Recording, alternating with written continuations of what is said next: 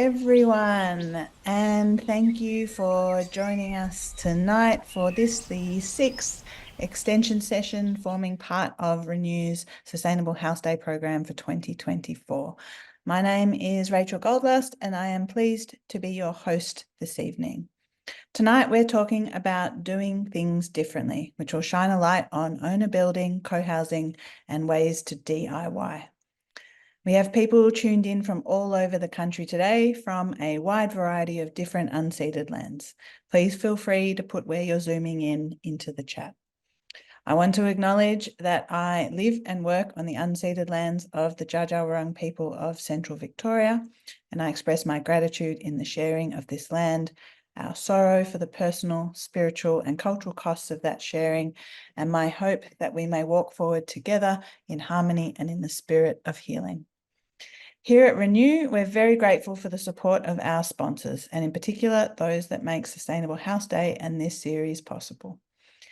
Tonight, we're tackling doing things differently, looking at alternative ways to live and build that will empower you to approach building and living principles in a different way to that which is often deemed traditional. We'll be drawing on the expertise of our wonderful panelists to dig into owner building and DIY, the pros and cons, and some of the conditions and legalities around alternative living frameworks such as co-housing, co-living, and tenants in common. We are keen to get dirty and explore housing options that could make living in your desired home more feasible, either within community builds, doing it yourself, and/or through owner building. So what is an affordable build? And is there such a thing anymore? And how can we fit more people onto less land to make it more sustainable in the long term for us and the environment? So before introducing our panel, I'll introduce myself. I'm the sustainability researcher here at Renew, and amongst the many things that I do, I've been working on the Getting Off Gas and the Green Rebuild Toolkit. I'm a qualified town planner and have a passion for natural building styles and modalities, and a long-standing interest in sustainable, energy-efficient and comfortable homes that tread lightly on the earth. I've worked in environmental education and love helping people find out about ways they can interact with sustainable design, materials, and passive solar ideas. So this is our sixth session in this series of 8 that is designed to give you a deeper understanding of sustainable design principles, whether you're embarking on your own build, renovation, retrofit, or looking for your next rental home. We hope you'll join us for the last 2 sessions on Out of the Box, looking at prefab and modular house design, and Enoughness, a topic close to our hearts here at New on building small and clever. So there is a direct link in the chat to find out more about these last 2 sessions, and we hope that you can join us. So tonight, I'm being joined by 3 very special guests, all experts in their field who'll be approaching this topic from different perspectives. First up, I would like to welcome Andrew Boyne. So Andrew joins us this evening wearing multiple hats as the owner-builder of the standout Sustainable House Day featured home, Celilo Springs. The link for this house profile has been popped into the chat. And as a principal partner of the Western Architecture Studio with another local Perth architect, Carl Graves. He worked in the United States for several years before returning home to Perth in 2008. On his return, Andrews worked on the Perth Arena project, but has always had an aspiration to work for himself. He also joins us from the lovely western side of the country. Thanks for being with us tonight, Andrew. Thank you. We would also like to welcome Kirsty Wolf.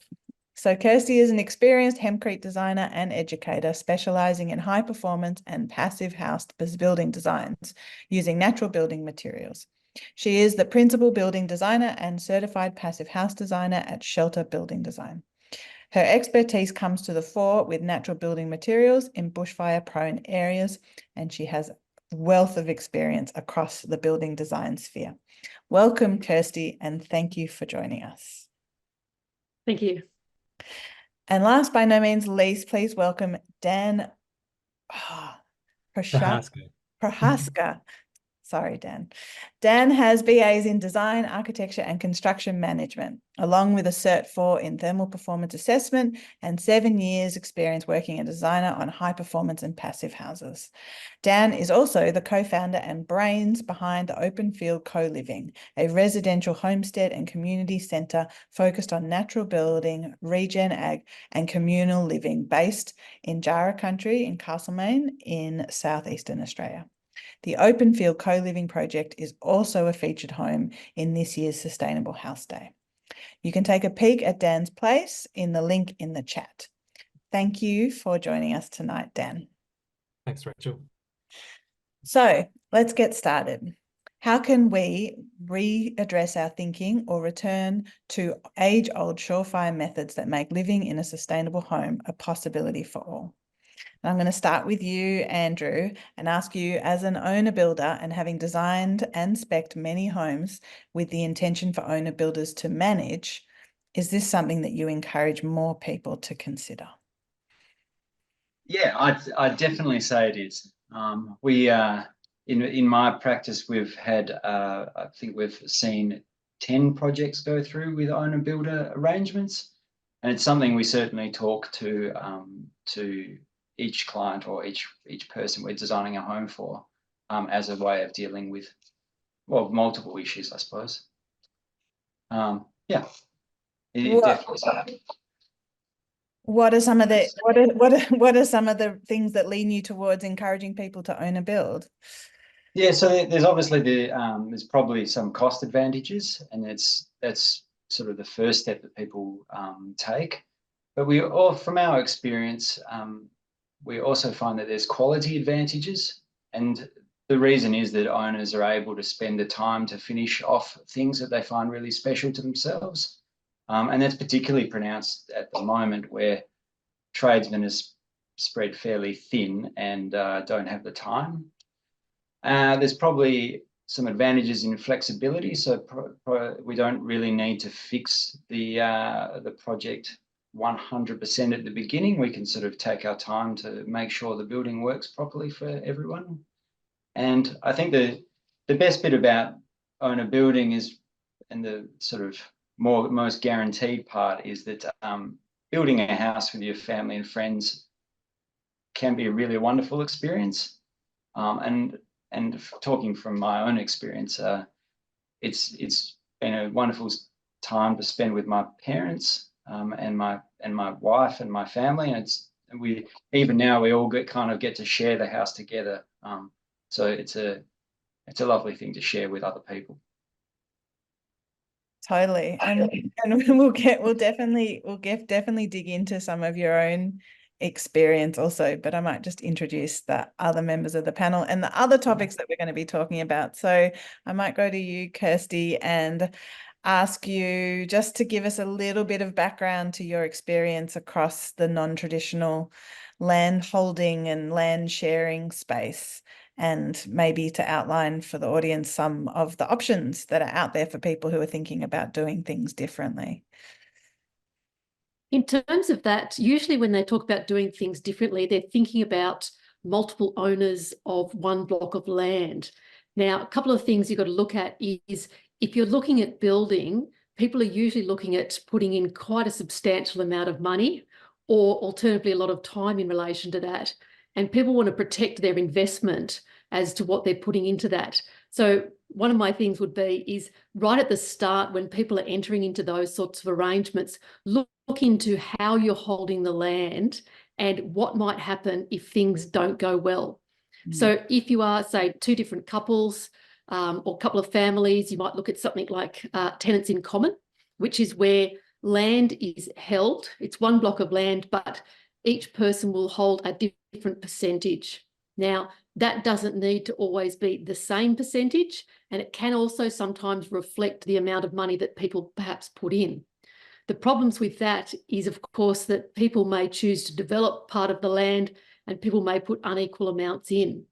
The other potential problem with tenants in common is that potentially if one person wants out, they can actually force the other owners to actually sell that property. So I'm primarily talking from a New South Wales basis because that's where I operate. But some alternatives to that, particularly if you're looking at setting up a larger community, there's a thing called community title. And what that is, that's a little bit like a strata scheme. A lot of people are familiar with when you own a unit, you own your individual unit. And if you do improvements or renovations, you get the benefit of the value of that, but you all have to contribute to the common areas and the upkeep of that. Community title is basically the same as that, but it's for a piece of land. So what that means is that people can actually own a separate sort of chunk of that land, and that will be owned by them, but there will also be communal land which is owned jointly, and people will then have to contribute to the upkeep of that. A third alternative that people sometimes might look at is something like a property unit trust, so that there's a trust actually owns the property, and then people can purchase shares in that. The things to sort of just look out for those types of things are that generally when you buy and sell property, there are state taxes that need to be paid. In New South Wales, that is stamp duty. If you have a unit trust that primarily owns property, there are taxes that you'll have to pay because the state government doesn't want to miss out on their stamp duty. So a couple of things I'd like to sort of just focus on in terms of if people are looking at something different to the one block of land, one owner type setup would be work out what you are trying to do. What are your aims? And also talking within the group about what's going to happen if someone wants out of that arrangement. People's circumstances change, family arrangements, work arrangements. And so people go in with the best of intentions. But if you think about what might happen if things go wrong right at the beginning, and you've actually thought about that, then things actually don't go wrong because you have an exit strategy.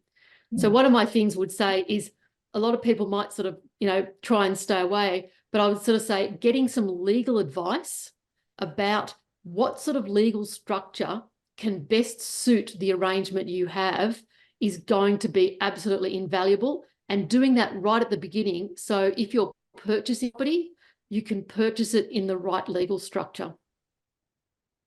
And are there specific people that you would go to get this advice? In terms of that, I would speak to like a property lawyer. Yeah. Who basically knows the ins and outs of all the different ways that you can hold land. They would also be able to give you advice in relation to tax issues on buying and selling land. And there's a few more configurations. We might just jump to Dan now, who can tell us about his configuration. But there are also, as you said, they're all going to be state dependent, and or some states have different legislations around different ones. And of course, we haven't mentioned eco-villages, which we might talk about a little bit later as a sort of more straightforward subdivision alternative that some people might be interested in. So I'll go to Dan, and Dan has a lot of hats as well, as we all do, but can we get you to explain a little bit about your co-living arrangement, and I guess why you and your family decided to go down this particular pathway? Yeah, sure. I guess I can give a gloomy answer and like an optimistic answer to that question, like why. The gloomy answer is that I think we sort of have to, like about a decade ago now, I sort of let climate grief and sort of peak oil grief just really hit me. And then sort of on the other side of that, felt like material wealth and a sort of level of independence in our current society is not really that tenable. And then as the world sort of destabilizes and cost of living just gets harder and harder, that the best antidote to that is really community resilience, just coming together as a people, and that's like growing our food together, bundling our resources, sharing skills, chores, and just being there to support each other in times of financial stress or sickness or disaster, kind of having each other's back. And then the optimistic answer is that, like, having lived at a eco-village in the past, I really just love the buzz of living with others. I love all getting stuck into the garden together and just playing some music and sitting down at the end of the long day to like a long table of, mostly our produce, and just that you know, having a fireside wine and that feeling of being a part of something a bit bigger, like a sort of that vibe of the village. It's really quite addictive when you get into it. Yeah, so my journey, yeah, lived at the Wurrakan Eco Village in Gippsland, which I believe Rachel's familiar with. That was a kind of experiment, 10 hippies living on 20 acres, trying to figure out a functioning homestead, and basically no money, building earthships, cob cabins, tiny houses, and whatnot. And everything was done on the cheap, and it was a bit loose and a bit dank. But yeah, we lived out of a retrofitted shed with a wood fire oven, but it was really satisfying. You know, quite socially stressful at times, like not to underplay that side of it, but Yeah. yeah, it was extremely meaningful. And then, you know, now a couple of years later, after meeting my partner Nicola, who was very much on the same page with co-living, we decided we wanted to create like a permanent share house. We're just like, yeah, we're committed to that way of living. And we initially thought we'd buy, you know, like a large house and try and force, you know, co-living into it. But then, yeah, after getting into the market and thinking about that, we thought it would be more interesting and effective if we, you know, created something that was, you know, from on a fresh site that was more suited to communal living, and also a lot more climate resilient. Like yeah, my background as a passive solar designer and consultant architect, and yeah, so I just wanted to do a house that was as robust as possible, both climatically and to sort of that was designed around, you know, 10 to 15 people living together. It's very brave, I must say, what you and your family are doing, and I've been watching it very closely since you started. It is an incredibly brave, because you've invested quite a lot in this vision, and it will take quite a long time, I think, to be fulfilled. And I guess that's the question. You know, what does it take really to create that kind of arrangement, and what do you think you need in terms of, like, not just economic resources, but, you know, interpersonal resources, I guess? Sure. Oh gosh. Yeah, I mean, building the house might have been the easy part, you know. It's been a couple of years, and but I think that sense of how we relate to each other and sort of work through, you know, hard times is a skill that's not particularly practiced, you know. And like I think that sense of yeah, it's if you have the option to walk away when times are tough, most people will take it. And so how you decide to come back together and yeah, just keep leaning in is sort of the term I use is a total art. I'm not going to claim to have any, you know, like particular expertise, but having lived at Wurrakan for a couple of years, shadowed some people who are really great facilitators, I think I'm like, okay, I've hit the minimum level of, you know, sort of communal living skills, and yeah, keen to just be part on that learning journey, really. All right, and I forgot to mention at the start of this session that if you have any questions for any of our panelists, please just put them in the Q&A box at the bottom of the screen. We will be able to answer some of your questions maybe a little bit further down in the conversation. But yes, if you have any questions on Dan's situation, on co-living, or any of the other kind of land sharing arrangements that Kirsty spoke about, or about owner building, please put your questions into the Q&A. So I'm going to go back to Andrew and go back to owner building, and there's a lot of crossovers, and hopefully we'll be able to interconnect on each other's topics. But my question for you, Andrew, would be, each owner builder brings a lot of different skills to their project, and there's going to be gaps in that knowledge. So I guess this is one of the barriers that a lot of people see in terms of why they don't want to take on owner building. So how can we help, and how do you help and support people in that particular journey? Yeah, I guess that's a really important thing, is that if you're trying to, you know, own a building, if you're trying to replace the builder, you're trying to replace a whole bunch of skills that a professional person has spent years obtaining. So there's unlikely that you're going to be able to cover everything. So we think that there's a number of ways we can deal with that. And just some of the considerations that you might sort of be missing, or you might, you know, the roles of a builder include ordering materials. That's fairly sensible. or easy to do, but coordination of trades is certainly a skill. Site safety, site planning, compliance with building regulations, and maybe just sort of general problem solving related to how things literally go together. So they're just some examples of what a builder might do. And then we think if we want to comply with all those building rules and sort of fill in the gaps, we think, an owner builder has to do a little course, and each state is different with their regulations on that. But it's just worth remembering that my wife was the owner builder for our house, and she went on the 2-day course. And a 2-day course to sort of replace a whole builder's 15 years of experience is unlikely to cover everything. But there are different ways that we can sort of fill the gaps. So it's just a matter of identifying where your gaps are and what you need help with. So you might be able to hire a builder or a different type of building professional to help you. And you might pay 2 hours a week for them just to come over and give you some advice. That could be a way to fill in something. You could find a really competent tradesman, and that's something we've found to be really useful. And we find that carpenters are probably most across the whole building process. So we really think like getting a really good carpenter can be useful.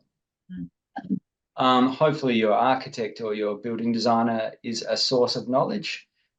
And in our projects, we tend to be quite involved during the building process. And before I mentioned, one of the advantages is flexibility.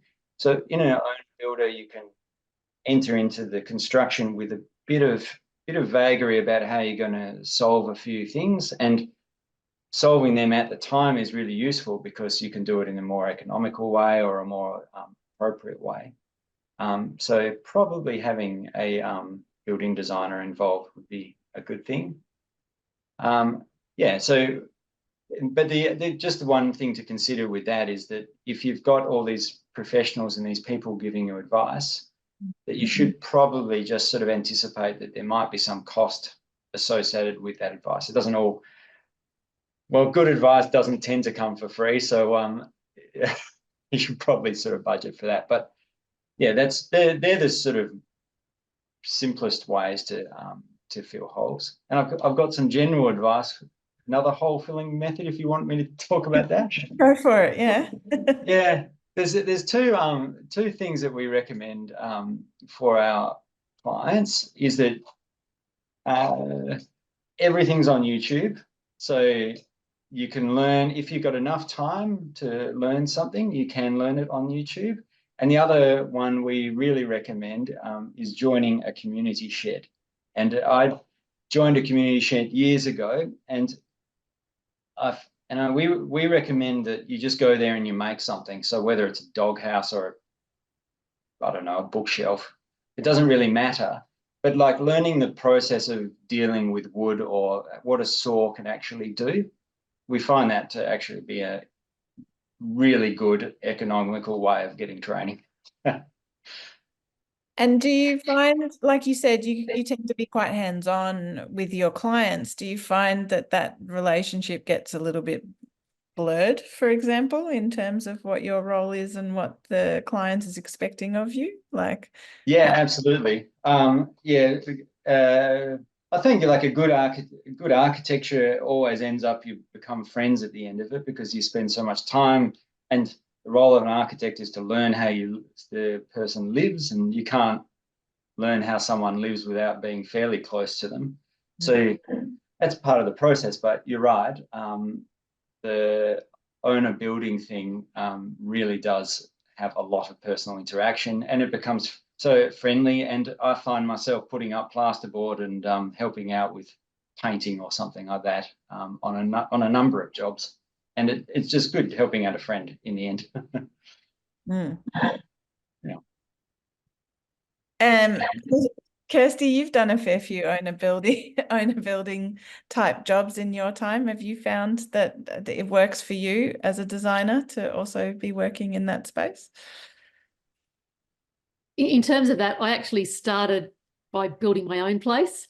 So I very much came to being able to interact with owner builders, knowing exactly where they're coming from.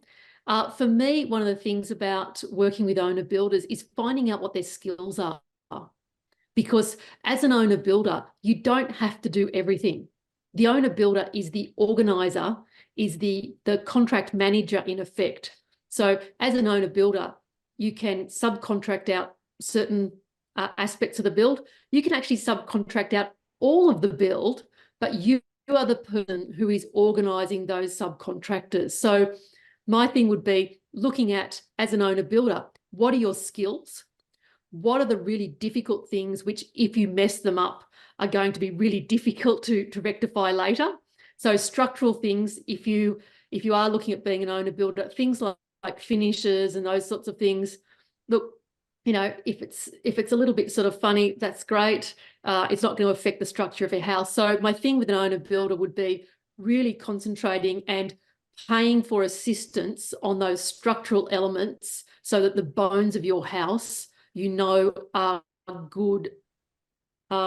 So looking at, yes, what skills people have, but also where people can actually get those skills, with owner builders asking questions.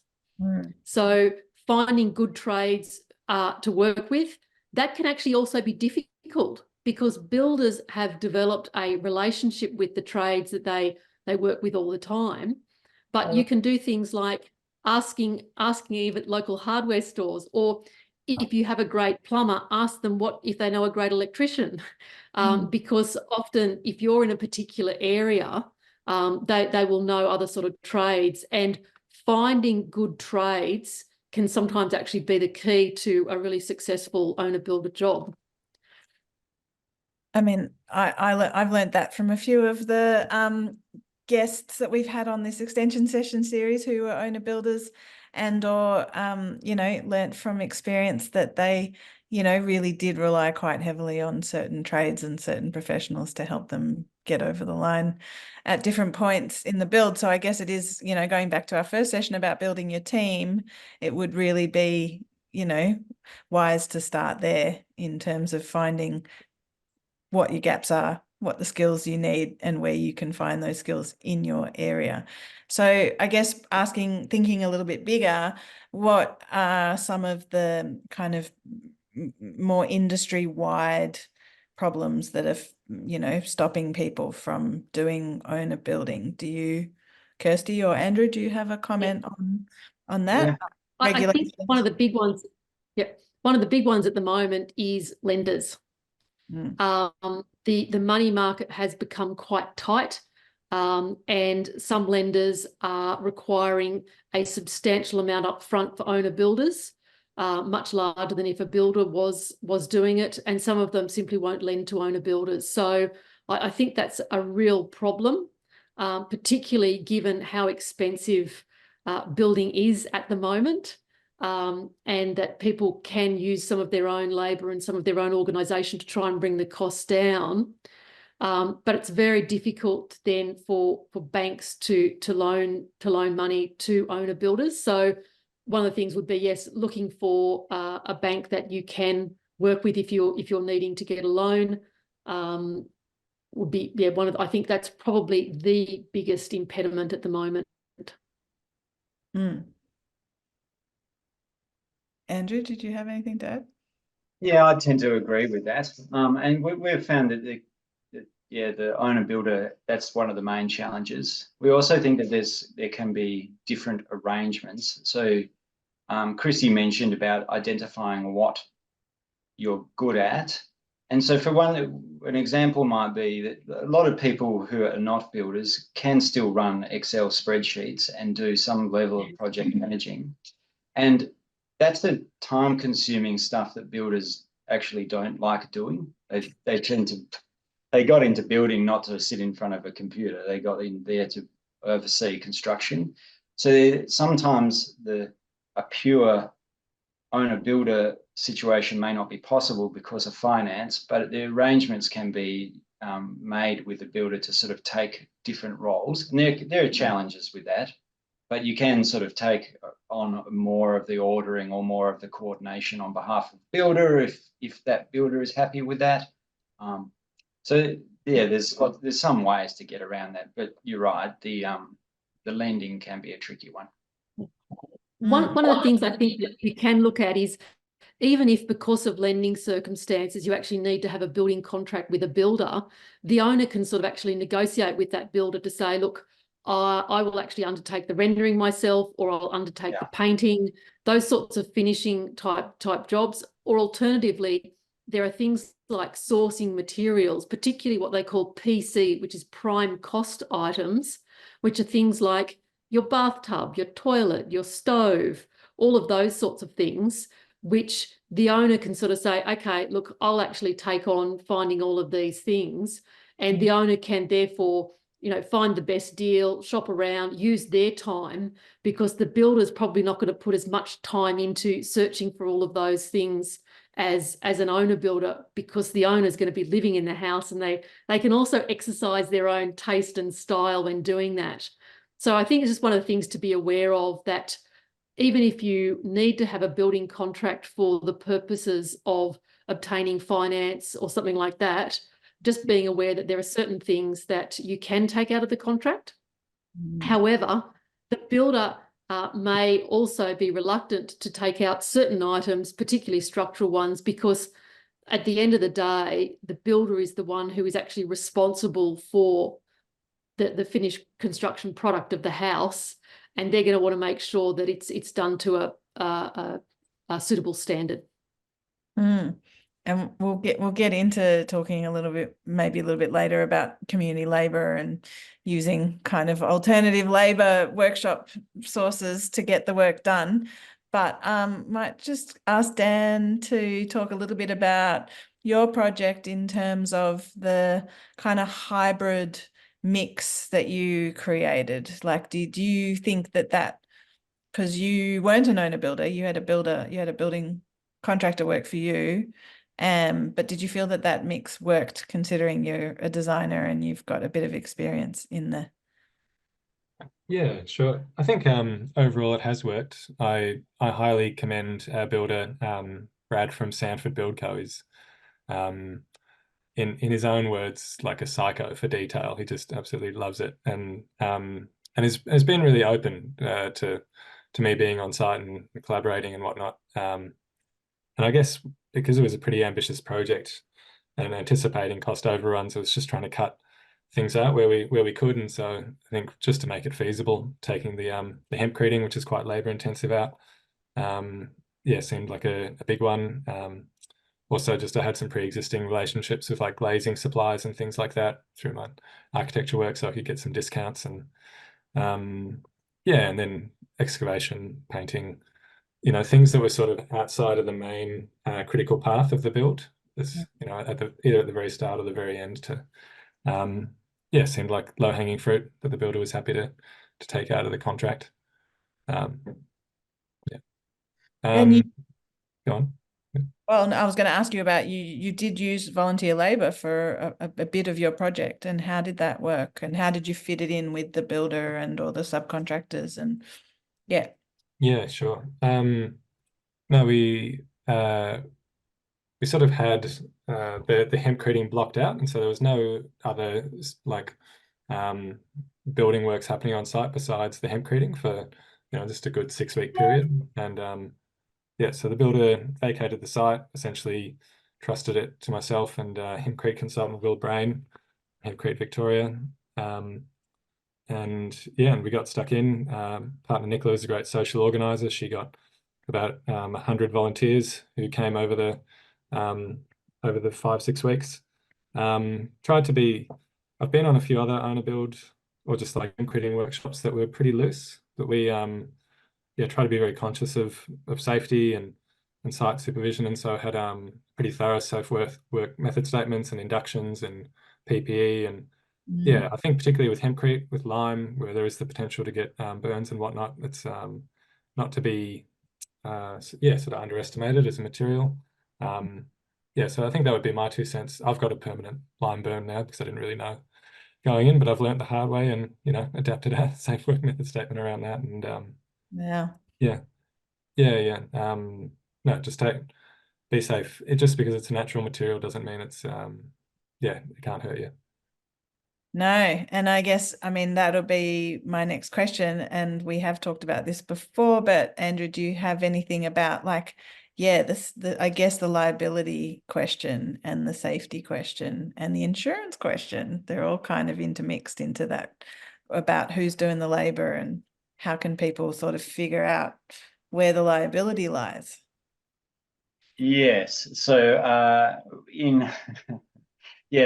guess if you're taking on a traditional owner builder arrangement, you're the owner builder, the license is issued to you and you are responsible for having workplace safety. When we do ours, we try and have a sort of, we write site rules and how contractors are meant to proceed with their work on site. We have a little pack that we give them, but ultimately it just comes down to having a safe workplace. And even then accidents can happen. So there are insurance products for owner builders, but again, like insurance is becoming, it seems to be becoming very expensive and more difficult to obtain. So if you're really considering becoming an owner builder, that's one of the key things to look at the beginning, is to make sure you're insured. I just had he's not an owner builder, but a client of mine recently had a workers' compensation claim for a small injury that cost $85,000. That's not money you want to pay for yourself. So you may want to make sure the insurance that you have is very thorough. Mm. So actually, if I can sort of weigh in on that one as well, particularly for owner builders, there's often some uncertainty because people think, well, I'm an owner builder, I can just get volunteers to come in and work on my build. So one of the things is, as an owner builder, would strongly recommend that all owners get owner builder insurance, but not all owner builder insurance is the same, and different insurances will cover different things. So there are two different things. One is works insurance, and that will insure the work. So say you've put up your frame and you put your roof on, haven't built your walls yet, and a tree falls on your house.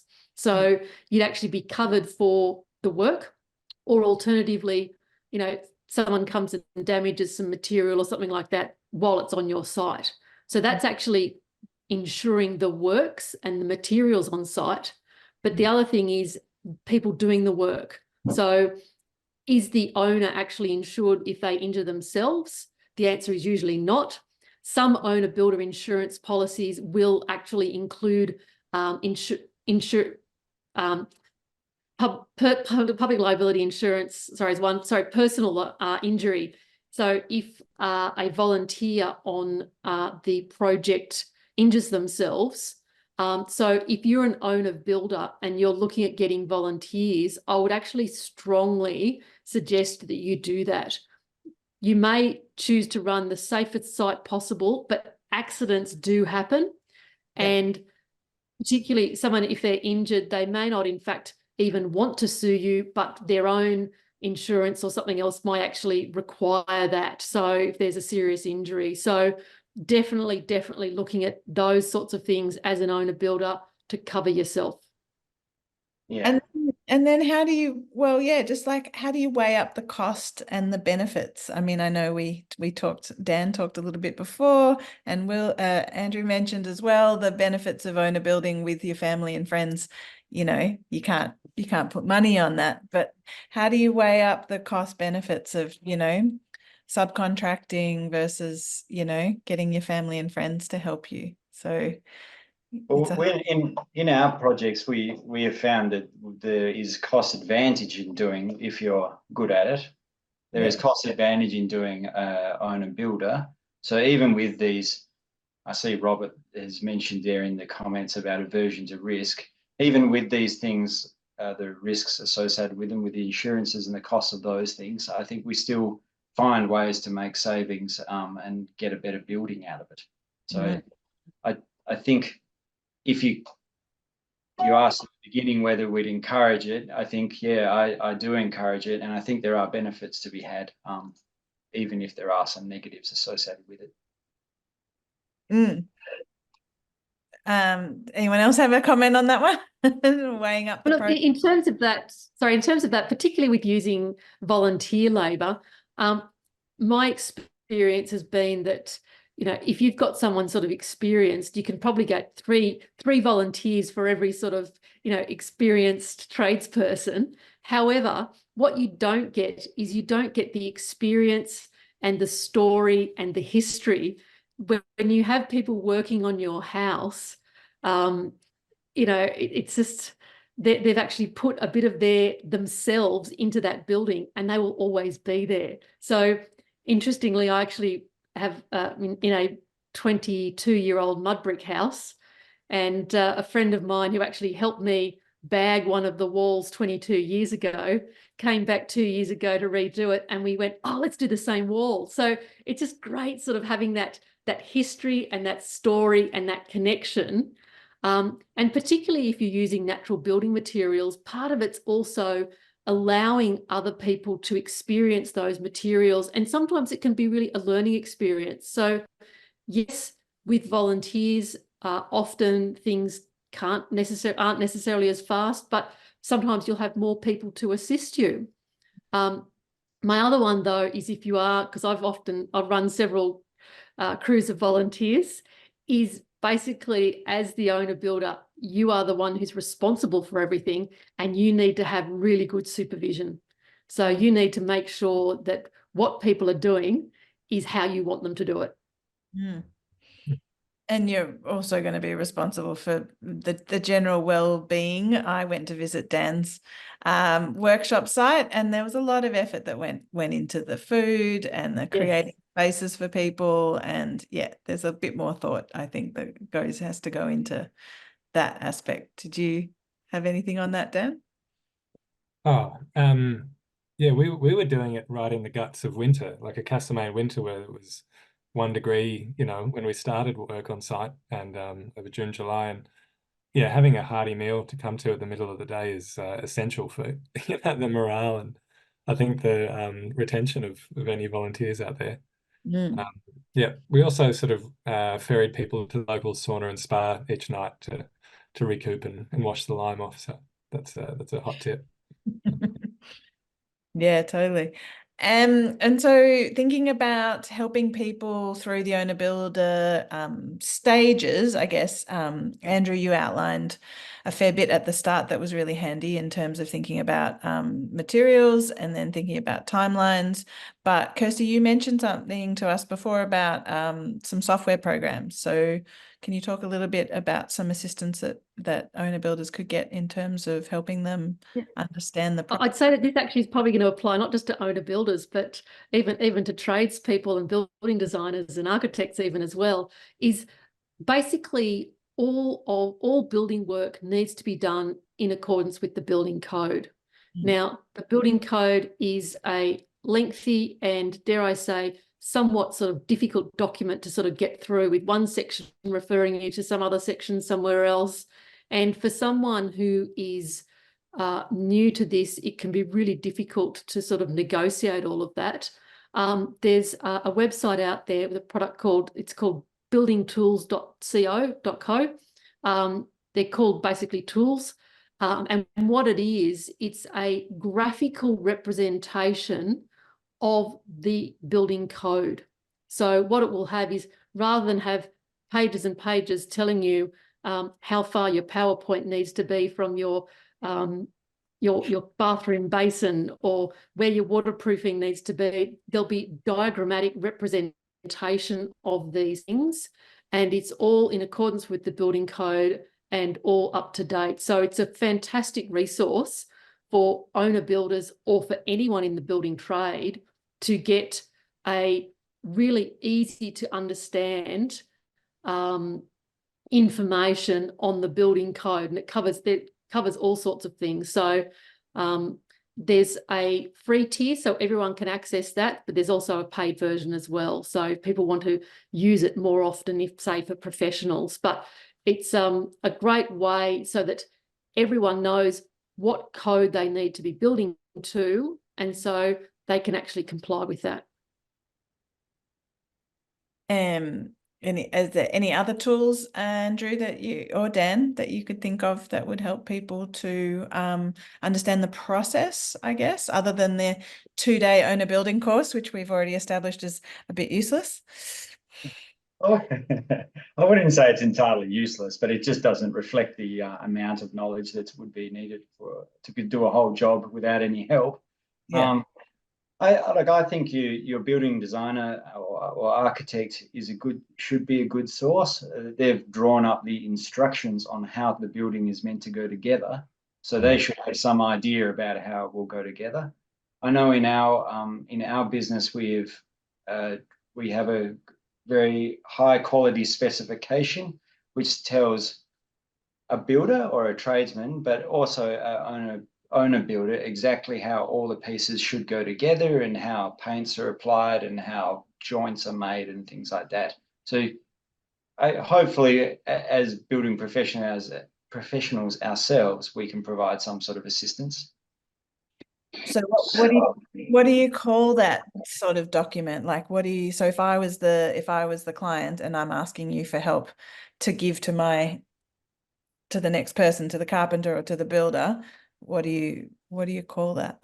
It's a specification document. And the way that a specification document works is it sets out each trade or each component of the building and describes what's involved and the level of quality that you would expect to be finished, and often a method in which you would get that quality. And you provide a specification to ensure that the building code is met, and the expectations of the owner are realized, I guess. But it's a really useful document as an owner builder to be able to reference and check whether what you're doing or what you're planning on doing seems to be about right. Mm. And I guess during the process of, you've also got those sign off, tick off processes, right? Like you're going to have to get engineering at some point, or you have to get things checked. So are they? Yeah, that's another good role for an architect or a building designer or an engineer if necessary. In Western Australia, there are no obligations for anyone to check, believe it or not. But it is a good idea that we get invited, and we always we want to come down and see those major things like footings and maybe footings, structural steel connections and things, those really sort of critical and dangerous things. We want to see them go in properly. So we're always very keen to get down there when they're going in. Sorry, in WA, you don't have to get building surveyors to come and check off the major aspects of a build. That's correct, yes. For a building permit, really? You need a building permit. You need a building certifier to certify the drawings and the design. But from that point on, the obligation is entirely on the owner builder to meet the rules. Ooh, I didn't know that. The Wild West. It's very Wild West compared to most other states. I wouldn't take that as gospel No. for future, because I'm pretty sure that doesn't apply to most of the Anywhere states else that I've worked in. Maybe the Northern Territory would also probably have quite loose rules, I think, when it comes to such things, but I don't know because I haven't built in the Northern Territory. Kirsty, did you have anything to add on that other than the software? I mean, I'll speak to a little bit. I always broke the Owner Builder magazine, which was a fantastic resource that sadly is no longer and ceased publication in 2021. But if you go onto their website, I think it's just the ownerbuildermagazine.com, you can download the entire back catalogue of 40 years worth of owner building experience. some of which might apply to your particular build and some of which might just be stories about some of the hurdles and barriers and things that people overcame. Some of it might be outdated, but some of it could be relevant. And I think it's like $100 or something, and you can have the entire back catalogue of the Owner Builder magazine, which I think is an incredible resource, and also really sad that it doesn't continue to support people who want to do things themselves and want to be able to utilize slightly alternative frameworks and resources. One of those things is that even if you own a building, even if you're using alternative type materials, it's always a good idea to have a grounding in what sort of standard construction is. So, so you understand where your trades are coming from. There's a great book by Alan Staines called The Australian House Building Manual. And it is a lot of diagrammatic sort of representation of the building process, super easy to understand. I have to admit that I actually built my deck following his deck building manual. So, even books a bit old school, but certainly there are some great resources out there. And Dan, did you have any other suggestions for resources or things that you might be mean, usually when I'm trying to nut out a building problem, I've got like a fortnightly dads group. We just meet at the local pub and meant to be talking about being a dad, but we mostly talk about our houses and renovations and whatnot. So, and commend. Yeah. So connecting with people in the network. Yeah, connecting with local, just figuring it out. I'm definitely a designer, not a builder, so just like actually figuring out the processes and the tools, and it's a whole other art, and it's great to have just community to learn from. So to get back to the alternative arrangements and to get into maybe a little bit before I get to the questions, I'll put a call out once more. If you've got any questions for the panelists, I'll get to them in a few minutes. But to get back to the alternative land arrangement scenario, I guess, Kirsty, if we want to talk a little bit more about the kind of pros and cons of getting into trusts and or tenants in common, like if you maybe just, you did outline some of the potential problems, but I guess what would be some of the things that people could, because it seems like there's a lot of barriers, and it does seem like there's a lot of things that people would be disincentivized in terms of looking at alternative arrangements. Look, I don't think that makes it sound like it's really difficult. It's not at all. What it is, I think, is thinking about what is your arrangement. In other words, if you're doing this with a group of people, what is the arrangement within that group? And therefore then finding the structure that best suits that arrangement. So rather than sort of saying, we're going to pick this structure, even if it doesn't necessarily suit our arrangement, I think the reverse is better, is to say, this is what we want to do, okay? What is the best fit for the closest legal structure? In other words, are you intending that everyone has to agree on everything, or is it the case where people will be able to make their own decisions within that group? Are people going to be able to buy and sell out of the group, or is it something where everyone sort of is either in it together or they're not? So there's all those types of things, I think, to think about, which would then indicate to you what type of structure is going to suit you better. And so to be clear, because I mentioned it earlier and we haven't dug into it. So eco villages, for all intents and purposes, are just like single unit, single title, single family structures. There's nothing really very different in that arrangement. Okay. Not necessarily. So this is the thing. Just because you're called an eco village, you still need to fit one of the legal structures. And I think you may find that across Australia, different eco villages have actually chosen different legal structures. So the name eco village is something that they've given to themselves. It actually doesn't have any legal backing. So some eco villages could be run as a unit trust. Some of them could be run as a community title. Some of them, people actually just own individual pieces of land. But then how do you hold any community land? whose title is that on? So they're the things that need to be thought about. And that's why when I came back and sort of said, you've got to think about what you want to do in order to choose the right structure. Do you want to have land which is held by the group? Do you want to have land which is also held individually? Or do you want to hold everything together and have to agree on everything you do? So different structures will suit different groups and different arrangements.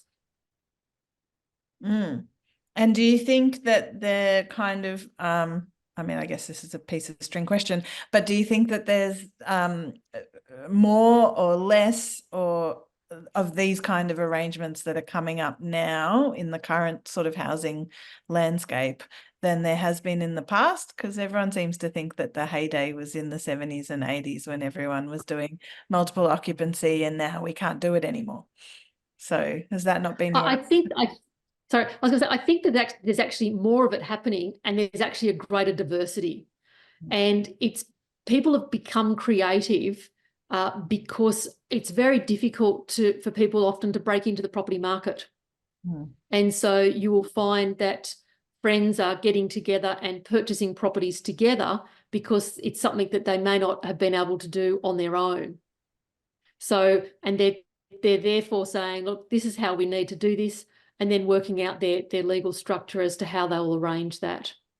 I think one of the issues that also came up, I think in the chat, was if you are doing one of these alternative ways, can you actually still get a loan? And the answer is yes.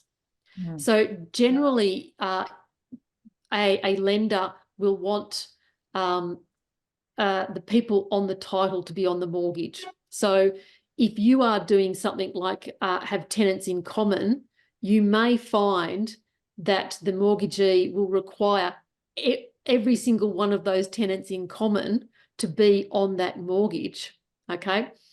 You might also find that they will actually require you to have what's called joint and several liability, which means that if someone doesn't pay their mortgage, they may actually come back against somebody else who's on that loan. So they're just sort of little things to perhaps be aware of. Whereas if you had something like a community title, or then yes, everyone owns their own little bit, and you can get a mortgage for your own little bit, just like you can get a mortgage if you're buying a unit. Things like unit trusts and those sorts of things, they're a little bit more difficult. You may find it much more difficult for a lender to get money if you've got one of those types of structures. Yeah. I mean, I feel like you're right, and it is probably one of those areas that we think it's more complicated than it is, but that's just because we haven't seen it and or have enough access to it. But I can guarantee there are plenty of resources out there. There is also a website for co-housing. I'm pretty sure it's for co-housing nationally, and they support different variations of communal living. And there is also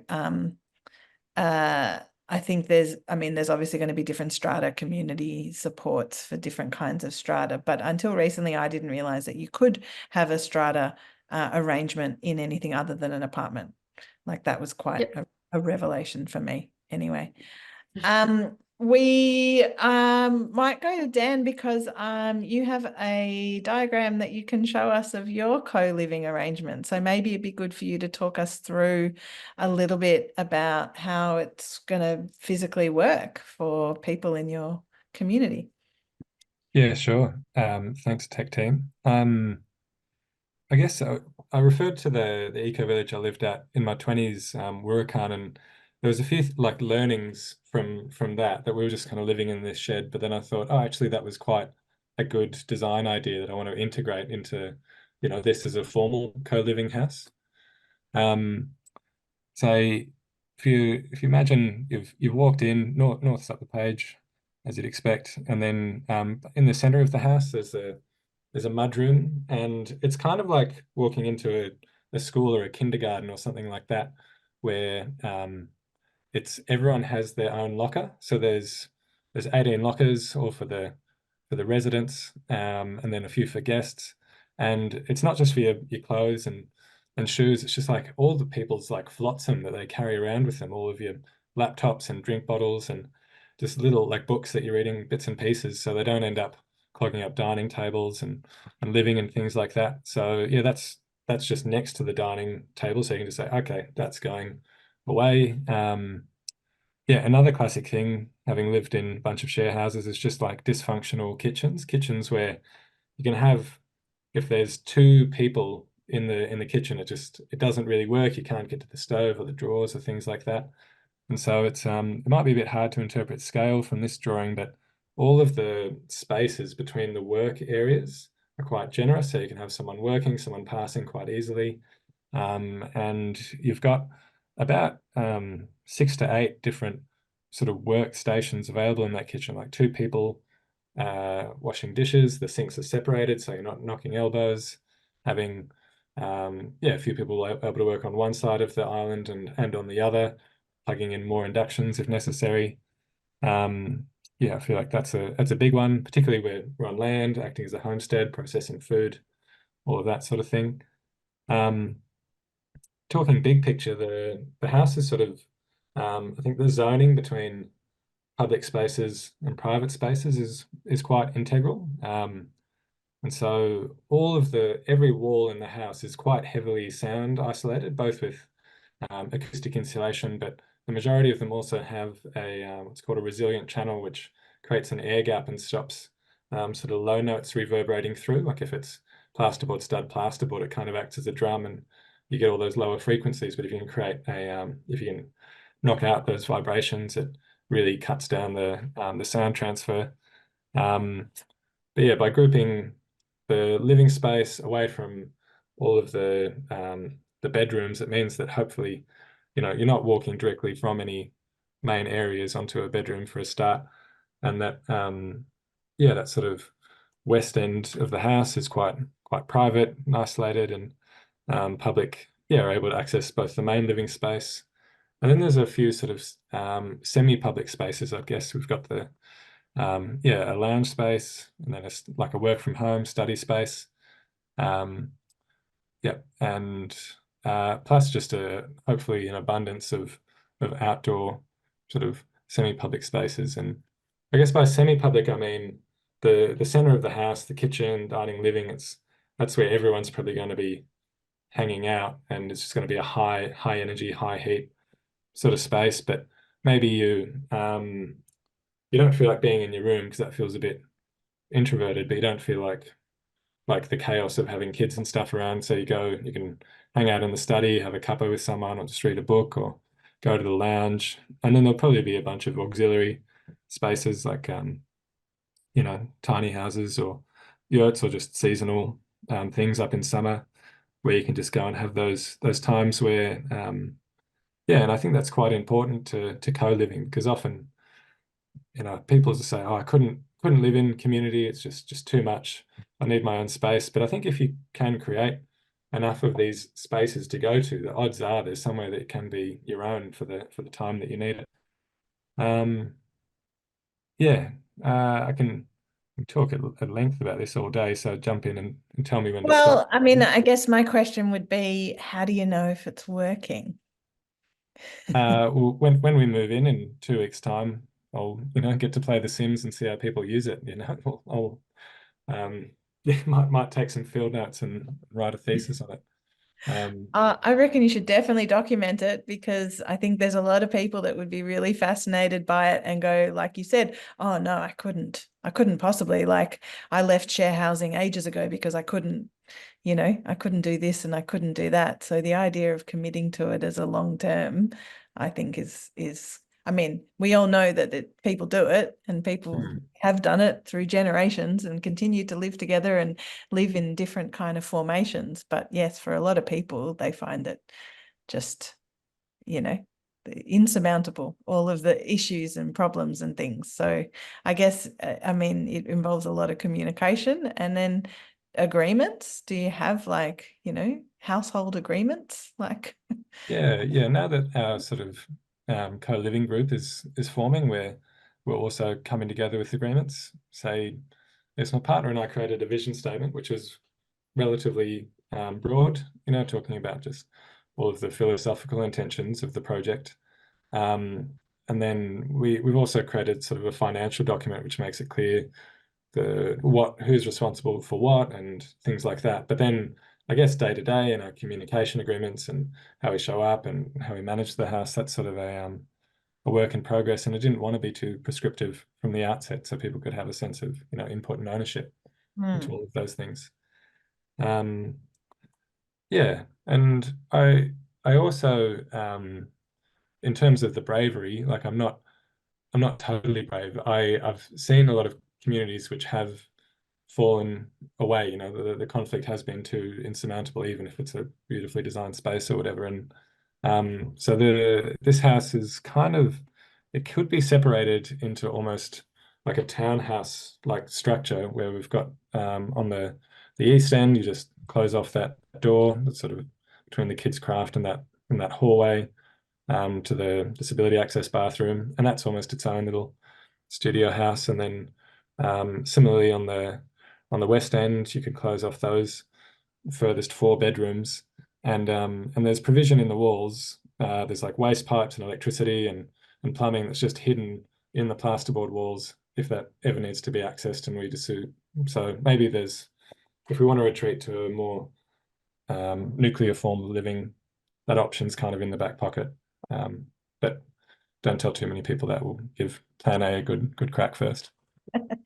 No, and I love that you put a lot of thought into the design of spaces and how they're used. And I think, as most good building designers and architects would probably agree, that's what everyone should be doing, regardless of how many people they're going to be fitting into their space, is to think about how the space is going to be used and also how it can be transitioned as we age or as our life changes, or family members move in and out, and all those things that we should be thinking about in terms of ultimate sustainability for our homes and our spaces. I can see the time's kicking on and I haven't gotten to any of the audience questions, so I might just start with that. Thank you, Dan. Thank you for explaining your house, and I wish you and the co-living people all of the luck in it.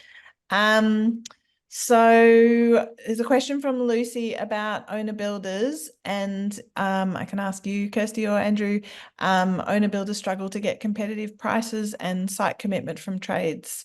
Have you found that this is something that your clients have had to deal with, and or how would you suggest that they deal with that particular problem? So in the past, it was probably less of a problem, but at the moment now, particularly in areas where there's a shortage of trades, I would have to sort of say, yes, it can be difficult because trades are going to give preference to the builders that they have an existing relationship with. So one of the ways perhaps you can also try and get around that is if you have a good relationship with one trade, or someone, get them to introduce you to the next person, so that then you actually start to develop that personal relationship there, and therefore you are more likely to sort of get a response to your request for a quote. Andrew, sorry. I've found that that a builder tends to get a really good tradesperson, and they give them a really good price at the beginning, and then they can't hold a bargain basement price forever because they need to feed their family. So it eventually slips back up to a market rate. So we've just found that there's a bit of an idea about that builders get discount prices, but I'm not convinced that that's the truth. And I find that actually, if you put a lot of effort into going out and getting multiple prices yourself, you can actually do it a bit more competitively, because builders actually don't like doing that. They like to have the surety of their business. They need to be able to turn over money, and they need to do things quickly. They need more guarantee on the particular performance of the tradesperson than you might. You can possibly accept some sort of others, like maybe a little less timely or a little bit whatever. But I have found that builders tend to stick with their core people, and then that means that they're not shopping around it. Then that's what you can do instead. on my own house, I sort of found that our prices when we were shopping, my wife's a public servant, so she made sure that I got 3 prices for everything. And we were getting prices far less than my builder friend was for something similar. So I think the effort in putting it out to multiple people is worth it. I mean, I was gonna ask earlier, a lot of do you have a kind of, is there a rule of thumb in terms of labor versus time?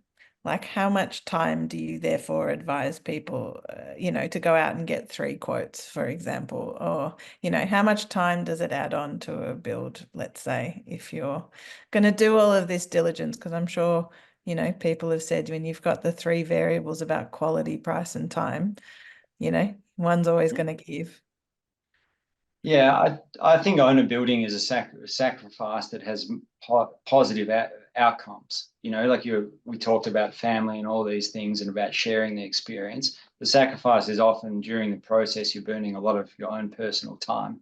So it's usually sort of after hours time, sending out emails, trying to, after you've gone to work or whatever. So I'm not sure whether it necessarily slows the project, but it certainly consumes your time and your life during the build. I would agree with that in the sense that the more money you want to save, often the more time it will take you. So in some ways, you're trading off money for time. Yeah. So my thing would be work out which one you've got more of. Yeah. Or find the balance in between. Yeah. It's probably a safe rule of thumb since time blowout and budget blowouts are both very common in this current market, especially, and it's worth being realistic about which one you can afford to have. I'll just so I know why you're mentioning that. Just one note is that we have lately noticed that owner builders are able to finish projects faster because of linking trades. So we find that the real time, so the problem you have in construction is you get a tiler and you have to, he can finish most of the tiles, but then he's got to wait for the cabinet. And then he's got 7 tiles to finish before the painter can come. And what happens is you ask the tiler to come back and he doesn't want to do the 7 tiles. And it takes you 2 months, and then your painter's already booked and you lose another month.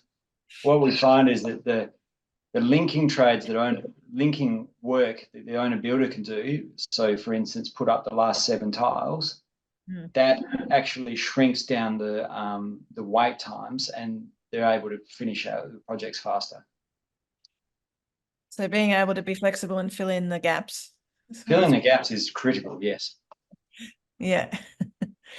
All right, we've got a question for Melinda, which is right up my alley. I'm not sure if anyone else is on the panel is going to be able to answer it as well, but I'm happy to throw it open in terms of multiple ownership and occupancy, whether it's tenants in common or a unit trust, it still butts up against the restrictive council laws by how many dwellings are allowed on the land. So what can we say about the situation with multiple dwellings versus multiple people? Because obviously, Dan, you've chosen to address this in a particular way. So maybe you might want to talk first about this problem, Dan. Yeah, sure. It's a really fascinating psychological question for me, why people want to live in multiple dwellings, why the detachment is so crucial to people's minds. Like I think that's one of the key successes of our project is just how expedited it was through finance and planning and everything like that. Where if we just presented as a hetero couple who wanted a lot of rooms, they're just like, yeah, boom, let's just make that happen. But so we have friends who are trying to do 3 dwellings on I think a farming zone, and they've been in planning for literally like 4 or 5 years now, 3 different couples, and and the duration of time to achieve that is a lot. And so I guess I'm hoping that the experiments with acoustic privacy and the separation there and should go a long way to giving people that sense of privacy that's kind of associated with a dwelling. That's my kind of primary answer to that question. I'll leave it there. can I also just perhaps go in on that one, which is, yes, we have these legal ways of holding land, but of course you've still got to comply with all of the council zoning requirements. So one of the things though is that particularly if you've got a large rural block of land that doesn't have a site coverage particular limit, is yes, you may only be able to put 2 dwellings, but thinking cleverly about that, there's no reason why those 2 dwellings can't actually be 2 very large dwellings, with each dwelling perhaps sort of, you know, joined by a long corridor or something like that. However, council are going to require that you only have 1 kitchen and usually one laundry. So you can have as many bathrooms, bedrooms, living rooms, studies as you like, but generally 1 of each of those per dwelling. So working out how you can manage to share those facilities and then provide each of the others separately is my answer is get creative. Yeah, I mean, there's definitely the situation is changing a little bit with auxiliary dwellings and secondary dwellings in Victoria. I don't know if that's likely to change in other states in terms of extending the quote unquote granny flat scenario to allow for, you know, a full separate residence for other people. Do you know if that's changing in other states other than Victoria? Have they trailblazed the secondary dwelling? So in New South Wales, in most residential zones and a lot of other zones as well, you can have, provided your lot meets certain minimum sizes, you can have what they call a secondary dwelling. It's a maximum of 60 square metres. If you're doing it as a complying development in New South Wales, it's 60 square metres to the outside of the walls. But if you're doing it as a DA, it's 60 square metres to the inside of the walls. Go figure on that one. But basically, don't do straw bale. So unless it's to the inside. But in terms of that, in order to be classified as a secondary dwelling, you must have laundry facilities and you must have kitchen facilities. So the interesting thing is that you need to end up having 3 sinks. So you need to have 1 for your laundry, 1 for your kitchen, and 1 for your bathroom. Where they are located is not set out, as long as the laundry sink is in the vicinity of your laundry. Your laundry facilities don't need to be in a separate room. You just need to have them. So it's about looking at what are the requirements and looking at sort of clever ways of fulfilling those requirements. Yeah, I mean, I do also know of a family that's looking at the same problem. It's probably the same scenario that Dan was talking about in terms of having, you know, 1 roof with 2 families under it, and just looking at sort of creative design when it comes to figuring out, like you said, Dan, no one asks any questions if you want to have 6 bedrooms. That's considered almost the Australian standard these days. So no one's going to ask how you want to configure it necessarily, but you can share the costs, I guess, as that's the point of looking at doing things a bit differently, is you can share some of the costs of that dwelling. But yes, there's definitely restrictions in terms of the zoning and in terms of what you can build. And as we've just learnt recently in Victoria, you definitely need to look at the what is allowed on that land before you purchase it, to not make any assumptions that there is going to be a building permit associated with a vacant block of land. It's sort of one of the fundamentals people seem to get caught up in at the moment, and especially when it comes to, you know, bushfires or various reasons why council doesn't want to issue permits for people to live in certain places. People can, get caught up in that. But I guess the whole, you know, auxiliary dwelling and the tiny house scenario is kind of changing a little bit around the situation for people wanting to configure land sharing a little bit differently. It may or may not work in the city. I I'll just add into the West Australian one, if there's any West Australian people living, and ancillary dwellings since 2 weeks ago, they removed the minimum lot size. So any lot can have a 70 square metre ancillary dwelling. Oh, there you go. How interesting. So no minimum size and no maximum size either. That's right. Yeah. Also just want to chime in around Kirsty's point of having a maximum of one kitchen and one laundry in a space. One of the surreal things about getting a building permit is that you can put as many services in the walls as you like, and a building surveyor you just can't fit anything off, right? And so you can just go, you can put a lot of provision in the wall, and that's a totally compliant thing that was indicated in all of my plans, and there was no kickback or questions as a strategy. You might just decide you want to move the location of the kitchen in the future, hypothetically. Yeah. And so hypothetically, you don't have to say it, but I could, hypothetically, you could have a couple more sinks and a couple more outlets than that which was originally stipulated in the plan. I guess so. Yes. So. Yep. Fair enough. You can have a sink in the studio. Right. Yeah, totally. I mean, if it's a studio use for art purposes, you can totally have a sink in it. Yeah, I guess there's many ways to go around it. Got maybe a couple more questions left. Richard has asked, are Australian standards more readily available to guide owner builders through local and state libraries? That's a good question. Where do you get access to the standards? Are they all online? Can I chime in on this? I think it's something that's completely appalling in terms of the current building requirements in Australia, in the sense that our building code will call up the Australian standards, but the Australian standards are not easily available. If you go and try and find them online, you'll have to pay a substantial amount of money.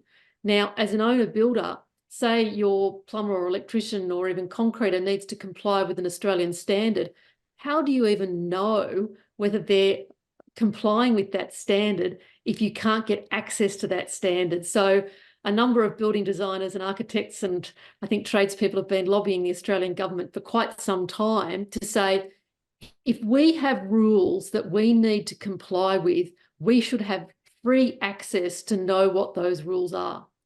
So in terms of that, yes, some local libraries will have access to the standards. I know that my local library used to, but don't anymore, because even the libraries need to pay a large amount of money to have access to those. So I think it's something that's actually really quite appalling that we have rules that we need to comply with and we don't, have an easy way of knowing or being able to look up and find out what those rules are. Does that so lobby does that include like new materials, for example? Like if you want to find out if that material is has a standard, you have to pay for that? Well, you can probably search and find out like the name of the standard, but you can't actually read what's in the standard. So the great thing is that the building code is now made available free of charge. And that's been the case for over 10 years. It used to have to pay for even the building code. But yes, the Australian standards, which are called up in the building code, yes, you have to pay, and they're not at all cheap either. So for the average owner builder, I would say it's outside of their capacity to really access those. Yeah, wow. No, I had no idea. That's very useful. Thanks, Kirsty. I just add there that your building designer has probably got access to it because they need to review them to design a building. So that can be a good source of trying to find them. No, definitely. All right, I'll ask one more question from the list. Ian's asked, how do you determine a program so that you can arrange trade times on site? Each project is different in size and design. I guess that's a bit of a piece of string, question. Andrew, do you want to have a crack at that? Yeah, I think it's about identifying the critical path, which are the items that have to be usually the major items, but the ones that have to be linked up to each other. So excavation, footing, concrete, steel, whatever it is, the process of your building, and that will vary, laying out what that is, and then fitting the other stuff around. And then also knowing that that path will move because of availability and weather and all sorts of things. So it's you can't plan a perfect project because there's always something that gets in the way. But identifying the critical path is the number one thing to do. Awesome. All right. Unless anyone else has anything to add on that, we might go to our final takeaways. And I haven't left that much time, so we might just jump quickly and give you each, I don't know, a minute or so to have a crack at something that you think the audience needs to take away from this session. Is there any volunteers to have a go? I'll call on you. I'm happy to go first because I haven't had the opportunity. I've been on here for over an hour and haven't had the opportunity to mention hempcrete. So just quickly, my final thing might be to respond to a couple of the hempcrete questions that have come in, which is just quickly, yes, can use hempcrete in the tropics. Just make sure it dries out in between getting wet. In fact, David Bryan from Victoria had his hempcrete dog kennels underwater when it flooded for a couple of weeks.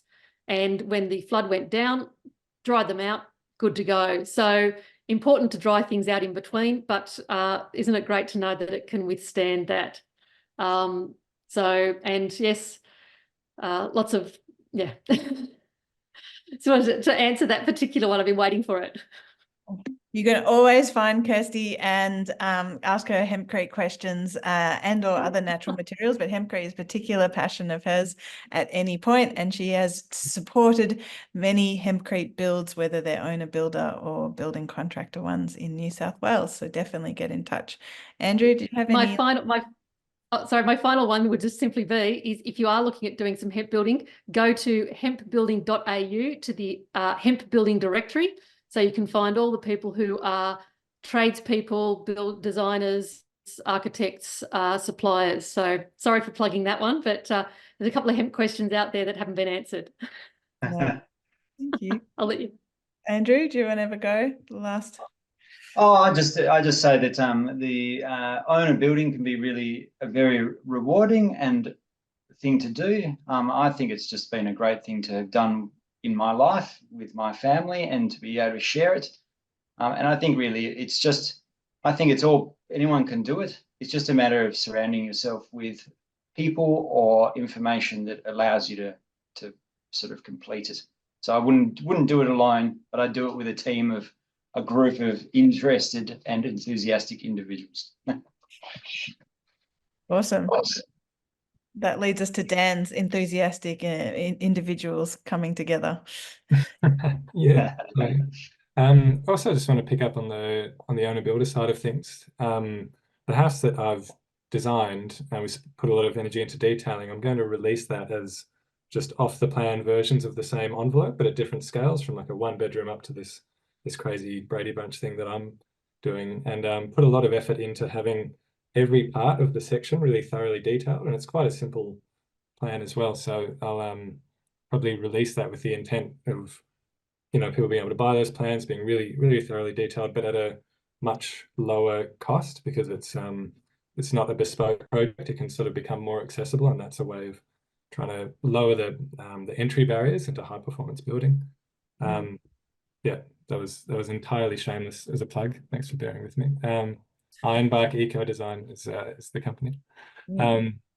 But yeah, no, I also just want to make a parting thought that the house that we've designed, though expensive, is looking to accommodate about 15 people overall when it's finished in those 8 bedrooms. And if that was divided into 4 houses, it would have cost literally, 2 to 3 times as much to create all of that extra building envelope, all of those extra kitchens and services and things there. So in terms of addressing just the housing crisis, people in decent shelter, I think that's by far the most cost-effective way to do it, is to bring more people together.